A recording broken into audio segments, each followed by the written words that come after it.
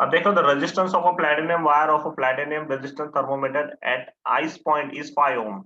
Ice point मतलब 0 degree centigrade पे, and at steam point is 5.23 ohm. Okay, और steam point मतलब 100 degree centigrade पे। When the thermometer is inserted in a hot bath, मतलब किसी hot bath में आप उस थर्मोमीटर को इंसर्ट कर रहे हो, the resistance of a platinum wire is 5.795 ohm. Calculate the temperature of the bath. अब आपने क्या किया है, वो जो थर्मोमीटर ने सॉरी, वो जो प्लेटिनम वायर है उसको किसी हॉट बाथ में डाल दिया है, तो उसकी वजह से उसका जो रेजिस्टेंस है वो 5.795 ओम अभी आपको मिल रहा है थर्मोमीटर पे, या रेजिस्टेंस थर्मोमीटर पे। ओके, तो आपको क्या फाइंड करना है, resistance of a platinum wire is 5.795 ohm, इतना अब रिसेंट रेजिस्टेंस है। तो you want to calculate the temperature of a bath. तो बाथ का टेम्परेचर कितना हुआ, क्योंकि टेम्परेचर की वजह से उसका रेजिस्टेंस इंक्रीज हुआ ना। इनिशियली देखो 0 पे 5 ओम रेजिस्टेंस था, 100 पे 5.23 था, अब ये 5.795 ओम हो गया है, मतलब ये 100 से भी ज्यादा टेम्परेचर होना चाहिए बाथ टब का, या बाथ जो भी है उसका। तो what will be its temperature, you have to we have to find here. तो कैसे फाइंड करेंगे, do you have any idea? हमें तीन तीन रजिस्टर, पहले अल्फा निकाल दो फिर फाइंड हो जाएगा। पहले अल्फा निकाल के कर सकते हैं, और दूसरी भी मेथड है, अगर उसमें अल्फा निकाले बिना भी हम फाइंड कर सकते हैं। मतलब अल्फा की तो वैल्यू, अल्फा की 2 इक्वेशन बना के हाँ, ऐड कर दो। दो इक्वेशंस को फिर उसका रेशो लेना पड़ेगा, ऐड नहीं करना पड़ेगा, रेशो लेना पड़ेगा, जिससे अल्फा रिमूव हो जाएगा ऑटोमेटिकली। तो उसके लिए हमें पहले कंपैरिजन करना पड़ेगा कोई भी दो का। ओके, तो कंपैरिजन के लिए हमें किसी एक को रेफरेंस लेना पड़ेगा। तो ये जो 0 वाला है उसको हम रेफरेंस लेंगे दोनों के लिए, 100 के लिए भी और टी टेम्परेचर की, जो टेम्परेचर पे हमें फाइंड आउट करना है। हमें नहीं पता है वो टेम्परेचर कौन सा है, we are going to find it. Okay, for that purpose we will form two equations here. तो सबसे पहले तीनों रेजिस्टेंसेस कितने हैं, एक R0 कितना है 5 ओम, उसका टेम्परेचर कितना है 0। ओके, 5 एम पे टेम्परेचर कितना है उसका 0 degree. Second R100, steam point है ना, स्टीम पॉइंट मतलब 100 डिग्री सेंटीग्रेड। स्टीम पॉइंट पे उसका रेजिस्टेंस वैल्यू 5.23 ओम। ओके, और तब जो टेम्परेचर है वो कितना था 100 डिग्री सेंटीग्रेड। अब तीसरा जो टेम्परेचर है वो अननोन है, we know the value of resistance but we don't know its temperature, तो मैं उसके रेजिस्टेंस को RT नाम दे देता हूँ। I am going to denote it by RT। so what is its value, 5.795 ohm. Resistance इतना है उसका 5.795, एंड व्हाट इट्स टेम्परेचर, तो T हमें नहीं पता है। Okay, we don't know the T, ये हमें फाइंड आउट करना है। ओके, इतनी चीजें हमें पता है। अब हमारे इक्वेशन में अल्फा भी आता है which is also unknown to yes. तो दो अननोन्स तो हम फाइंड नहीं कर सकते, तो सबसे पहले हम क्या करेंगे, एक नॉर्मल इक्वेशन बना लेते हैं for alpha. so what is our regular equation, like R is equal to R0 in bracket 1 plus alpha t minus t0 होता है इक्वेशन। ये इक्वेशन हमारे पास होता है कि t minus t0, ये एक हमारा कॉमन इक्वेशन होता है। अब इस इक्वेशन में हमें क्या करना है, अल्फा को सब्जेक्ट बनाना है। तो R0 को हम डिनोमिनेटर में लेके जाएंगे, तो R by R0 is equal to 1 plus alpha t minus t0, ऐसा आएगा। अब ये 1 को यहां लेके आते हैं, तो R by R0 -1 प्लस 1 है, यहाँ पे आएगा -1 हो जाएगा, और ये आएगा alpha t minus t0। Okay, इतना आ गया। अब इसको क्रॉस मल्टीप्लीकेशन करते हैं जिससे डिनोमिनेटर सेम हो जाए। तो R minus R0 upon R R0 आएगा। R minus R0 upon R0 is equal to alpha T minus T zero. Okay, ये हो गया हमारा एक इक्वेशन। अब इस इक्वेशन का ही यूज हम दोनों टेम्परेचर्स के लिए करेंगे। This is our equation number 1। अब फर्स्ट चीज हमारे पास क्या है, तो फर्स्ट हम क्या करेंगे, using this equation, using equation number 1, पहले हम क्या करेंगे, इसका और इसका कंपैरिजन करेंगे, उसका एक इक्वेशन बनाएंगे, देन हम इसका और लास्ट वाले का कंपैरिजन करके एक इक्वेशन बनाएंगे। ऐसे दो इक्वेशंस फॉर्म करेंगे। For that we'll take these values, R0 is equal to 5 ohm, तब हमारा जो टेम्परेचर T0 होगा वो हम 0 लेने वाले हैं। ओके, और जो लास्ट टेम्परेचर है T is equal to हम क्या लेने वाले, 100। ओके, दोनों कंपैरिजन करने, और resistance R is equal to कितना लेंगे हम यहाँ पे, 5.23। देखो R मतलब 100 डिग्री पे रेजिस्टेंस, और R0 मतलब 0 डिग्री पे रेजिस्टेंस। अब ये चारों वैल्यूज यहाँ रिप्लेस करेंगे हम, तो R बराबर 5.23 यहाँ पे। तो putting this value into equation 1 में, इन इक्वेशन 1 में पूरा नहीं लिखता, आप समझ लेना। इक्वेशन 1 में ये वैल्यू रखेंगे, तो 5.23 माइनस 5 डिवाइड बाय, एक्चुअली इसको ऐसे ही रहने देते हैं, इसको हमने R100 लिखा था ना, इसको हम R100 ही रहने देते हैं, हमने ऑलरेडी नाम दिया है R100 इसको। तो हम R की जगह पे क्या लिखेंगे, R100, जो हमारा इस केस के लिए R100 minus R0 by R0 is equal to क्या होगा, अल्फा, लास्ट टेम्परेचर 100 है और जो रेफरेंस टेम्परेचर है वो 0 है, तो क्या मिलेगा हमें, 100 अल्फा मिलेगा यहाँ पे, is equal to R minus R0, R100 minus R0 divide by R0। ये हो गया हमारा इक्वेशन नंबर 2। और वापस से इक्वेशन नंबर 3, उसके लिए हम क्या इसको 2 नंबर देते थे। अब तीसरे इक्वेशन के लिए रेफरेंस रेजिस्टेंस वही 5 ओम, हम फर्स्ट वाले से लास्ट को कंपेयर कर रहे हैं, it will be easy. Okay, ये इजियर होगा इसलिए। टेम्परेचर वापस T0 इज इक्वल टू 0 ही लेना है हमें। ओके, अब last temperature T is equal to कितना लेना है हमें, sorry, T is equal to small t लेना है, और तब का टेम्परेचर जो है RT, सॉरी तब का रेजिस्टेंस जो है RT इक्वल टू कितना है, 5.795 ohm. Okay, so I will put directly in the value. तो आपको पता है T माइनस 100 करूंगा तो यहाँ पे T आ जाएगा, अल्फा T आ जाएगा। तो इस इक्वेशन में देखो T बराबर T लिखूंगा मैं, स्मॉल t जो फाइंड करना है, और T0 बराबर 0 ही लूंगा, और यहाँ पे R माइनस R0 अपन 100 है, तो R100 नहीं है अभी हमारे पास, क्या है, RT minus R0 divide by R0 is equal to, यहाँ पे T माइनस 0 आएगा, तो यहाँ पे अल्फा तो रहेगा ही, और T माइनस 0 स्मॉल t बचेगा यहाँ पे। तो ये हो गया equation number 3।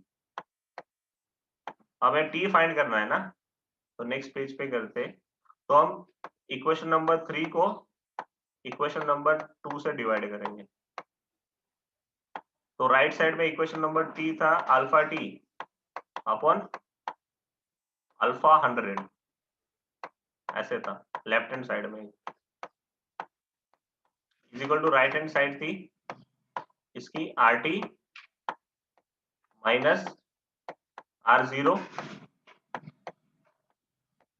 Divide by R0 upon इसकी राइट साइड थी R100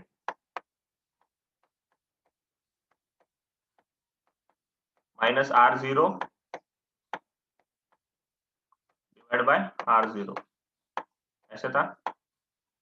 तो ये R0 कैंसल, ये अल्फा अल्फा कैंसल, तो क्या बचेगा यहाँ पे T/100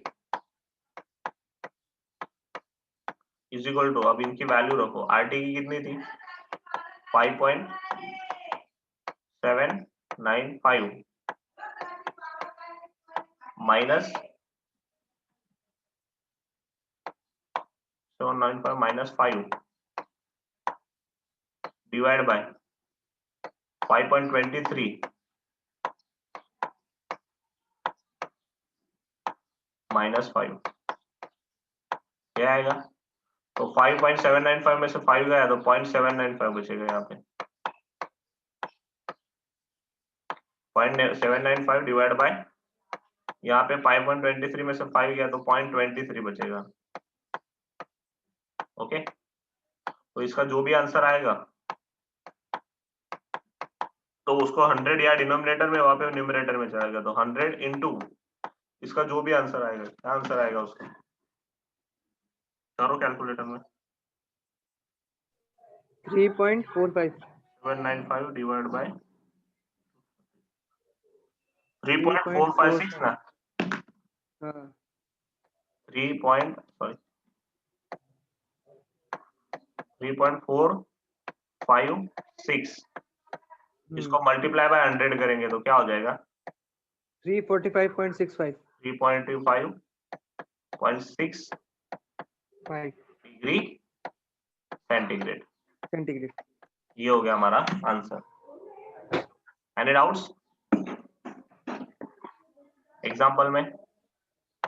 स्क्रीनशॉट लेना है तो ले लो फटाफट। ये वाला है, मैं सर पूरा लिख दिया। लिख लिया ऐसा, और ये वाला हाँ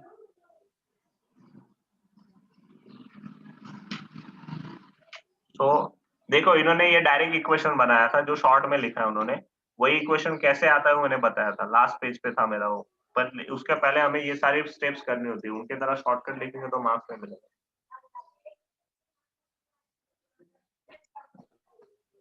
एनी डाउट्स? No sir. किसी को नहीं ना? निखिल, सुनील या किसी को? No sir. Okay, so that अब इसके बाद इलेक्ट्रिकल पावर और energy.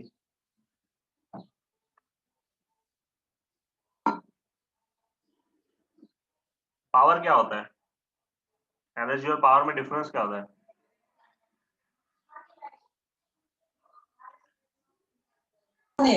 Energy by time power. Energy by time power नहीं, ऐसे नहीं, वो तो एक इक्वेशन हो गया। ऐसे अगर समझना हो तो क्या होगा एनर्जी और पावर में? सर कितने टाइम में एनर्जी एनर्जी स्टोर होती है और यूज होती है। एक्चुअली क्या होता है पता है? पावर एक्चुअली क्या होता है पता है? कैपेसिटी टू डू वर्क होता है पावर। वही। एक्चुअली पावर क्या होता है? Capacity to do work in unit time. अगर आप कोई वर्क, कोई बंदा है वो 5 मिनट्स में कोई वर्क खत्म कर रहा है, और दूसरा कोई बंदा वही वर्क 1 आवर में खत्म कर रहा है, तो किसकी पावर ज्यादा होगी? फर्स्ट वाले की ना, वो जल्दी खत्म कर रहा है, सेकंड वाले की कम होगा। तो this is something like power. तो वैसे ही इलेक्ट्रिकल सर्किट्स में भी होता है कि एनर्जी और पावर होता है। हमारे घर में जो मीटर्स वगैरह होते हैं वो एनर्जी की मतलब हम कितनी यूज करते हैं उसके बाद के लिए। एनर्जी हमारे अंदर होगी तो ही हम पावर जनरेट कर सकते हैं, तो ही हम वर्क कर सकते हैं ना। आपको 10 दिन खाना नहीं खिलाया तो आप वर्क कर पाओगे? एक दिन You में don't have energy, so you can't do any work.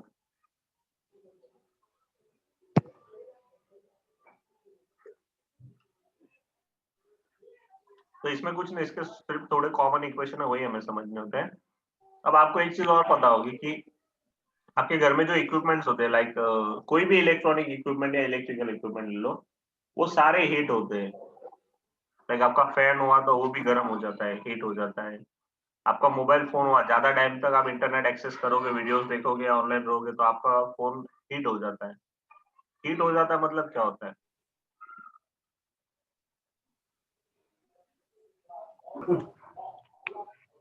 Sir work done equals to heat generate, वो वाला एक फॉर्मूला है ना ऐसा, उसके हिसाब से देखा जाए तो हम जितना कार्य करेंगे तो उससे हीट जनरेट होती है। वो एक नेचुरल फिनोमेना है। आप जब भी कोई वर्क करोगे तो हीट जनरेट होगी ही होगी, किसी भी सिस्टम में। पहले कोई भी वर्क हो। कोई भी सिस्टम ले लो, किसी भी। दुनिया का ऐसा रूल है, आप कुछ भी करो, अगर आप वर्क कर रहे हो तो आपकी एनर्जी यूटिलाइज होगी, तो उसके साथ कुछ एनर्जी आपकी लॉस्ट होगी। ओके, और वो जो लॉस्ट एनर्जी होती है वही होती है heat. Excuse me, sir. Yes, ये मेरी बुक में ये अलग क्यों लिखा है? क्या लिखा है? एग्जाम्पल 3.4 में क्या लिखा है?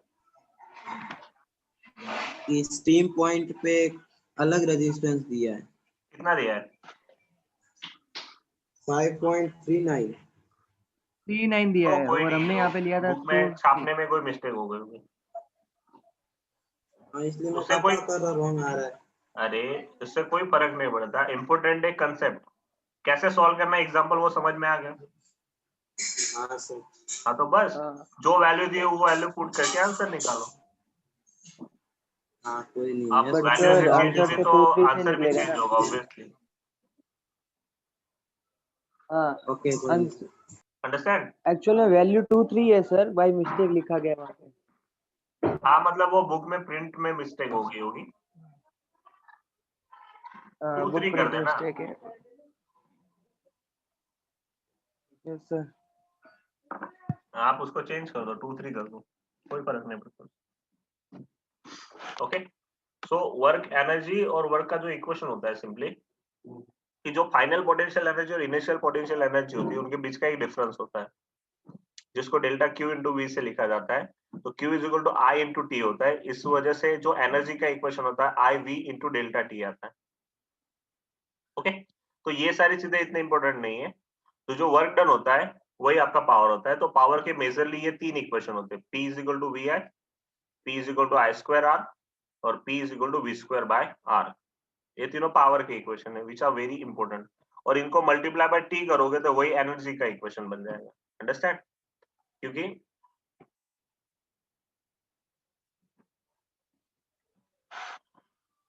P is equal to V I, देखो मोस्टली तीन इक्वेशन होते हैं, P is equal to V I, तो ये सप्लाई पावर का इक्वेशन है, याद रखना ये किसका इक्वेशन है, सप्लाई पावर।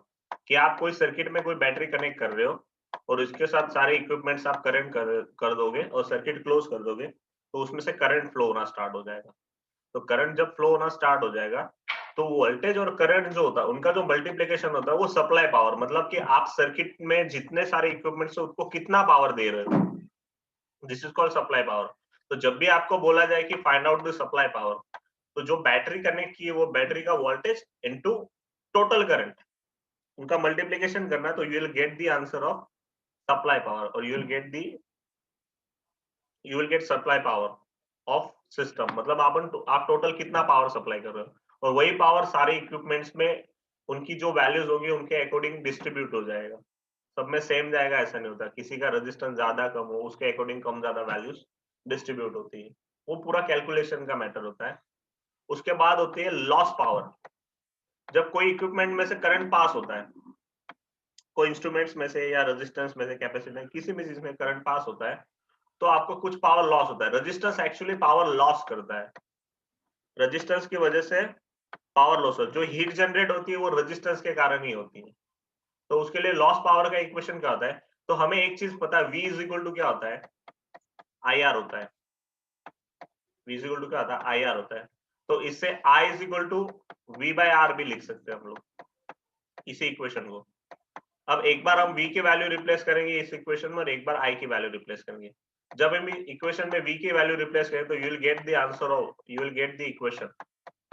V की जगह पे IR लिखेंगे तो I into R into I, तो क्या हो जाएगा इक्वेशन, I स्क्वायर R, जो लॉस पावर का इक्वेशन है। तो अगर आपकी सर्किट में जितना ज्यादा करंट फ्लो होगा उतना ज्यादा पावर लॉस होगा और उतनी ज्यादा आपकी सर्किट हीट हो जाएगी। आप देखना आपके फैन की मोटर की कंपैरिजन में आपके जो वाटर पंप की मोटर होते हैं ना, वाटर की मोटर नीचे जमीन में लगा होती है या नीचे घर के बाहर कहीं पे लगाता है, वो ज्यादा गर्म हो जाती है। क्यों? क्योंकि उसमें से हाई करंट पास होता है कंपेयर टू फैन। ओके, तो जितना ज्यादा करंट होगा उतनी ज्यादा हीट डिस्पर्स्ड होगी और उतनी हीट आपको ज्यादा मिलेगी। मतलब कि उतना आपका पावर ज्यादा लॉस होगा। जितना पावर आप सप्लाई कर रहे हो उसमें से कम पावर यूटिलाइज होगा और बहुत ज्यादा पावर क्या हो जाएगा, वेस्ट हो जाएगा आपका। ये वेस्ट पावर होता है, loss power. Second equation of loss power क्या होता है? तो इस इक्वेशन में हम इस बार आई को रिप्लेस करेंगे। Will replace I with V by R. तो हमारा इक्वेशन क्या हो जाएगा, ये वी तो है, इनटू आई की जगह पे V by R. So will get the equation V square by R. तो एक सेकेंड इक्वेशन हो गया पावर लॉस का। सो जो पूछा हो, अगर आप वोल्टेज देके पूछा हो तो वी स्क्वायर बाय आर। देखो दोनों में आर आ रहा है, तो ये आर जो होता है वही लॉस करता है। It is responsible for losing the power और लॉसिंग द पावर। ओके, उसकी वजह से पावर लॉस्ट होता है और एनर्जी वेस्ट होती है। ओके, तो सिंपली ये दो इक्वेशन है। और हीट एनर्जी पूछी जाए कि how much amount of heat will be क्या बोलते हैं, डिस्बर्स्ड और समथिंग लाइक दैट, तो सिंपली ये इक्वेशन होता है। ये पावर का इक्वेशन होता है। एनर्जी क्या होती है? Energy is equal to power into time होता है। एनर्जी इज इक्वल टू क्या होता है? Power into time. हाँ बजने दो, क्या हुआ? पावर इनटू टाइम होता है। तो आई स्क्वायर आर ये लिख देते, जस्ट अ मिनट। तो आई स्क्वायर आर टी, ये होगी एनर्जी का इक्वेशन। सप्लाई एनर्जी तो V I T, supply loss energy I square R T या V square into T. Okay, अगर एनर्जी पूछा हो तो सिर्फ मल्टीप्लाई बाय टाइम कर देना, you will get the answer of energy. Any doubts? बाकी का कल देखेंगे क्योंकि आपका दूसरा लेक्चर भी होगा ना। सर केमिस्ट्री का होगा क्या आज? पता नहीं मुझे, वो तो केमिस्ट्री के सर को ही पता। ओके ठीक है, चलो।